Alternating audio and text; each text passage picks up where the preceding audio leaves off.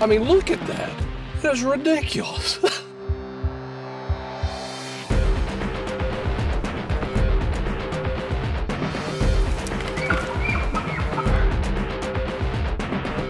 That is exciting. Whew. That's what it's all about.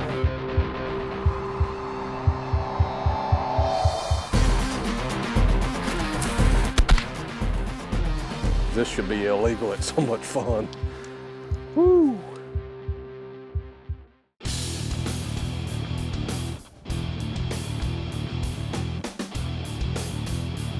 That's a definite shooter.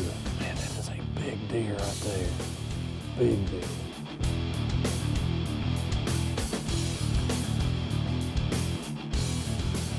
I'm gonna just wait for him to turn and give me his shoulder.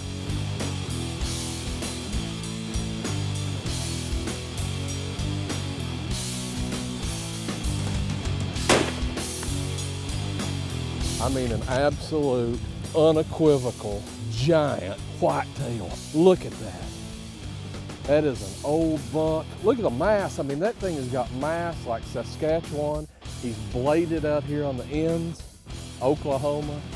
We're 15 miles from Texas in one direction, and we're 15 miles from Kansas the other way. And this is what it produces. Big, gnarly, 5-year-old buck. This week we're headed to Kansas, and we all know what that means, big bucks. Tim, you're hunting with your good friend Rick Rhodes from Backroads Outfitters. Yeah, Rick put me on a great mid-160s buck last year in Oklahoma, so when he told me he was starting an operation out in Kansas, it didn't take me long to put in that application and start the process of drawing a tag. Yeah, I don't suppose, especially with what you guys drug out of Oklahoma. And that in mind, I can't wait to see what Kansas looks like.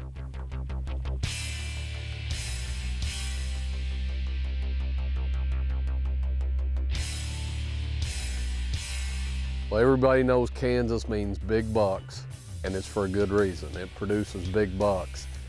And my buddy Rick Rhodes at Backroads Outfitters told me he was getting some new property out in western Kansas, so it got me fired up about coming out here.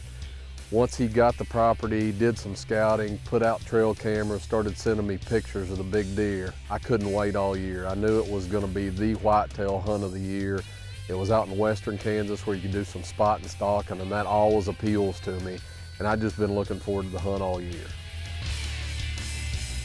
Now, I've hunted a few places in Kansas before, but way out west has been different than anywhere else I've been.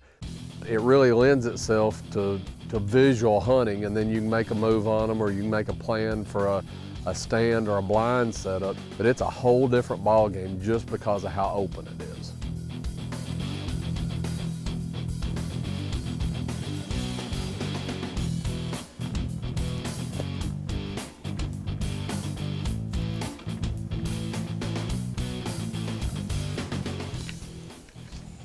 Yeah, he's just batted right there in those yuccas. I'm not somebody that's got to kill a booner every time I go out. I want a mature buck that's got nice antlers. And 90% of the places I go, I'd kill him the first 5 minutes and consider myself really lucky. But out here, you're seeing so many good deer, you need to be selective. Now the giants that we saw early on were broken. They'd be missing 2 tines or part of a beam or whatever. But we just figured as time went on, we'd luck into a giant that was intact. Most of the places we go, we'd already been bearing down on him.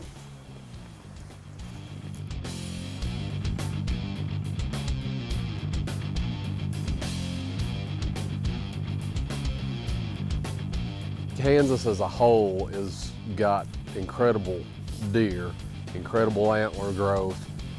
It's just one of the top spots to kill a big buck. You know, one thing that I never imagined coming out here, even though it was post-rut, a whole lot of the really big deer we've been seeing on this trip are broken up. I mean, a lot of half racks, a lot of broken main beams, and everybody's attributing that to the drought that they had during the growing season for antlers.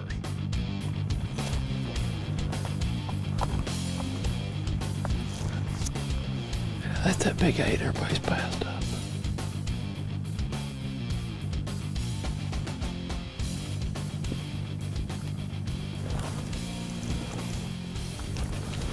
just made a hurried stalk on a good deer. It's a 150 plus 8-pointer that's way wide, but he's got a snap brow tine.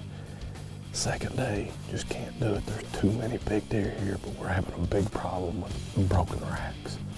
We're gonna hang in there, we're gonna find the right one.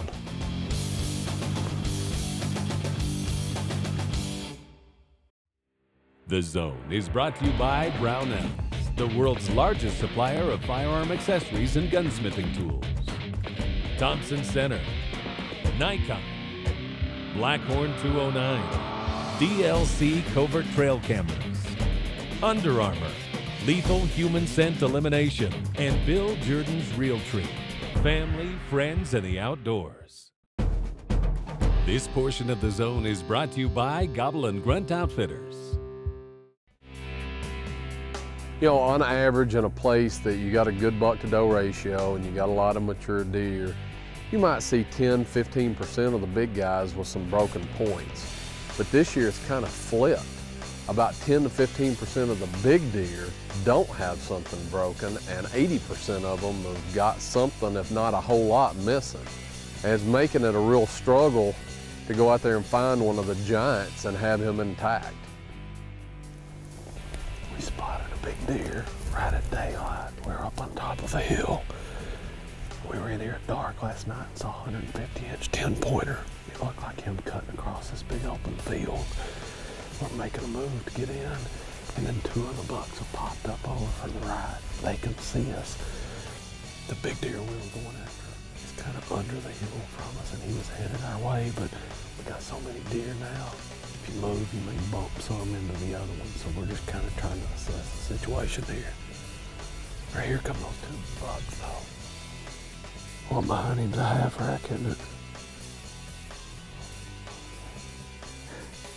Yeah, he's half rack. Oh, look at that one. Is he half rack too? No. He's wider though, isn't he? On our stalk had a 150-inch 10-pointer run right out in front of us, and I am sure not in the habit of passing up 150-inch deer, but we thought this other deer was a really big one, and we just blew right through that 10 going to get set up. And we got there just a little bit later than I would have liked to have, but we still had a play on the deer. He was at about 250 yards, and I got set up on the sticks.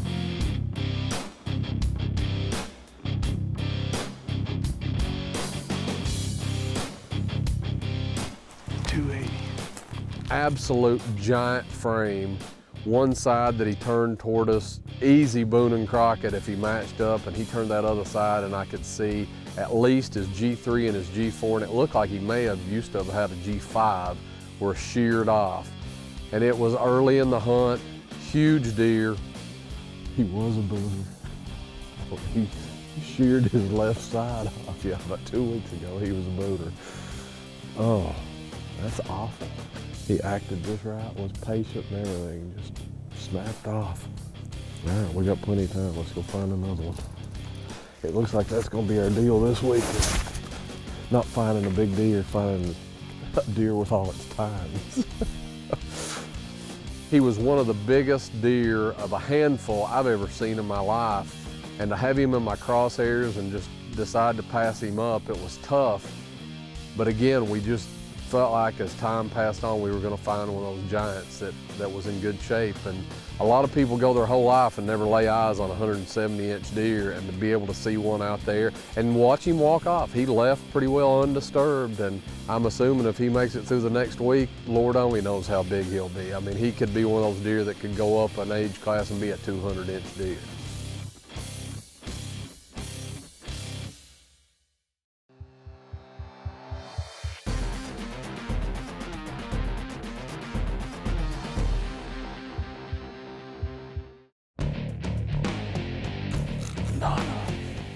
What we expected for December in Kansas. It's low 60s. The deer's still moving some. This afternoon it's really warm.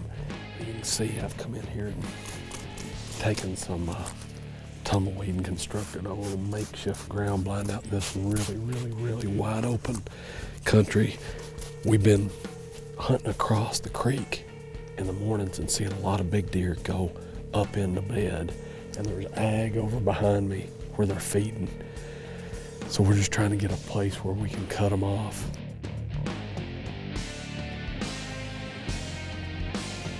As the week progressed, our selectivity, I guess you would say, changed a little bit. We'd passed up some huge deer because they were broken and some really good deer that were intact. The first good, solid, mature deer we see that's not all broken up, we're gonna take it. I hear a lot of people say, don't pass up a deer the first day that you would shoot on the last day, and I don't agree with that. I want to give myself some time, and I eat some tags. You know, I don't have to kill a deer every time, but I'm going to give a good quality place its due, and I'm going to look around a few days. There are definitely no-brainers out there, but I want to see what the area's got to offer.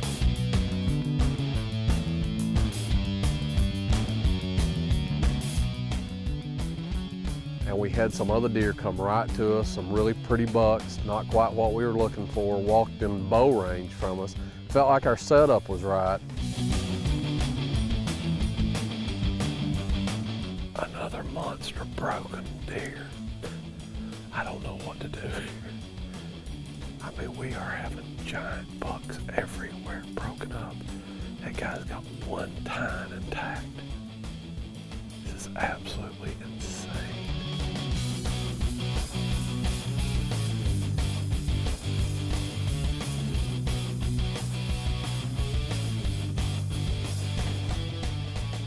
Tim, I don't think I've ever seen you pass up so many big deer. I've never passed up so many big deer, I can tell you that.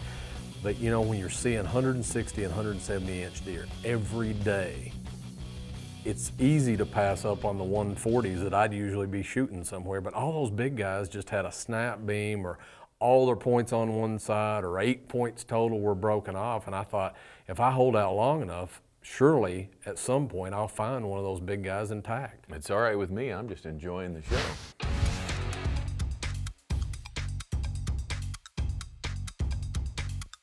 It got to be the weekend, guys were shooting on different properties around or whatever, and I heard a shot fairly close off our property, and about a minute later, at a distance, I could see 3 bucks running our way.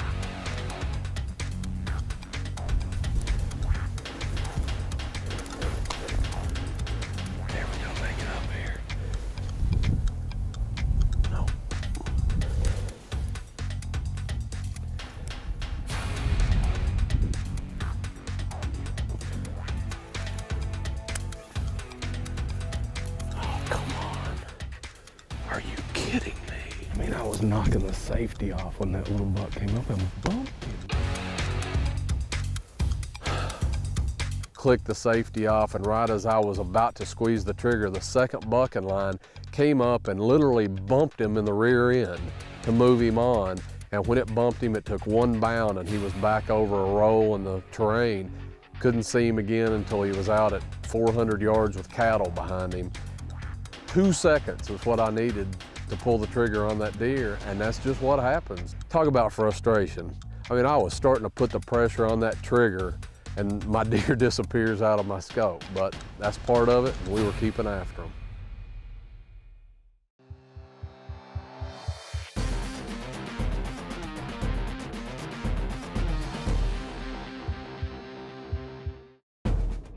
Closed captioning provided by Bog Pod, the sticks with the red grips.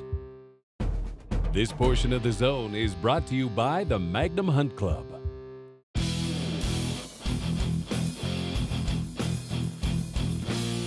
Big open wheat field between us and them, about 500 yards, and I've got to determine if we can work this creek around and get close enough, or if we're just out of luck. But I'm gonna slip up here and glass them and see what's going on.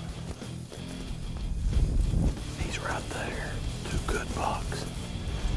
But they're about 500 yards and there's not a blade of grass between me and them. The wind's perfect. We may be able to keep this creek and go all the way and slip up on them. That's the only choice I see we've got. farther down we can go, the better. We're gonna have to find a trail going up that we can get through to set up on. We got down the creek, made it down in there. I could pop up every once in a while and glass them. They were generally 400 or 500 yards away. And finally we made one big bend, and from then on we were cutting distance off on them. Got down in some really tall weeds. It was CRP going down into the ditch. I kept poking up and looking, and I could see them, and we'd move a little closer and I'd go check them again. Finally we got into position. There was literally a tunnel through the weeds to get out to the edge of the field. And I got out there and we had some does pretty close while the bucks were farther out in the field.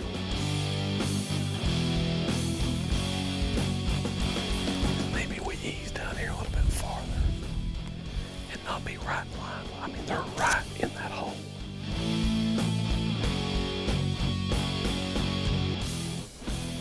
This big heavy 8-pointer right in front of me was the one we wanted to shoot. It'd be all over.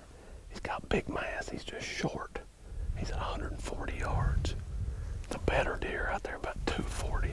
And I can't get in a comfortable position to shoot because of the roll.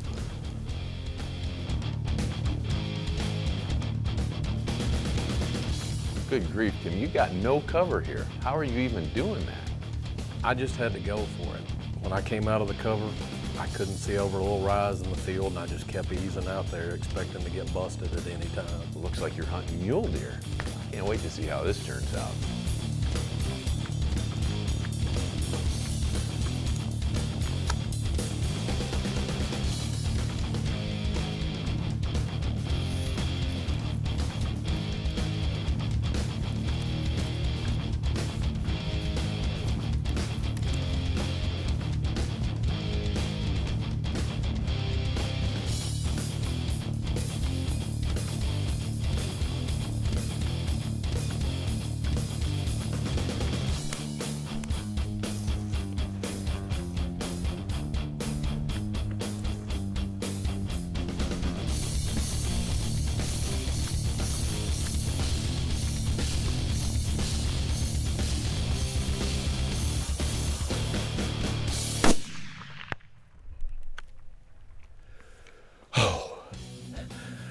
I wasn't the steadiest in the world, but it looked like I hit him in that front shoulder pretty good. He was quartering away.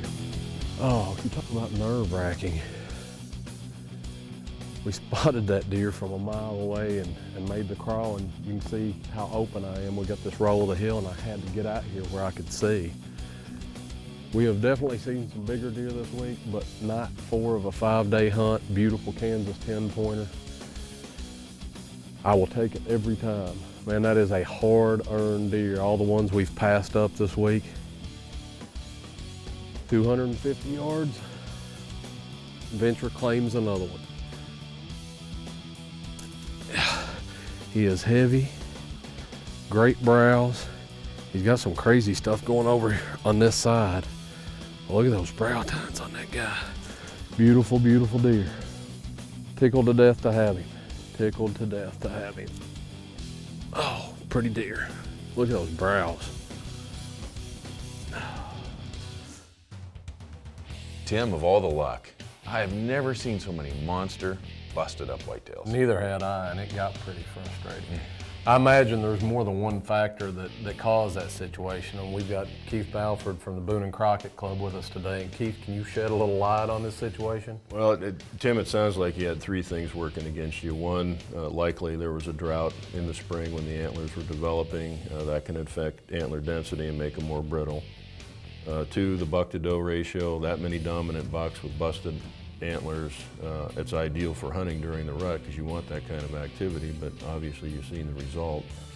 And then 3's timing. That's Kansas rifle is post-rut, and so you're already past all the heavy battling.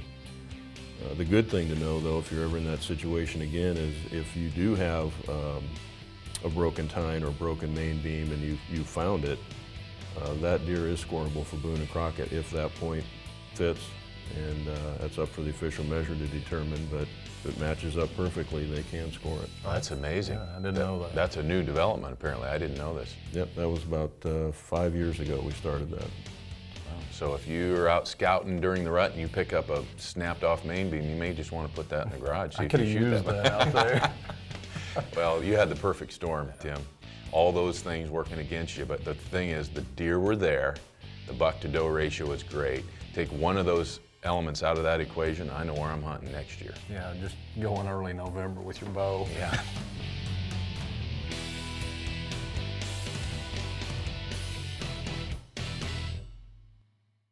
The Zone is brought to you by Firefly, Hunt the Wind, Gobble and Grunt Outfitters, Brownells, OutfittersRating.com, Rax Mineral, and the Magnum Hunt Club.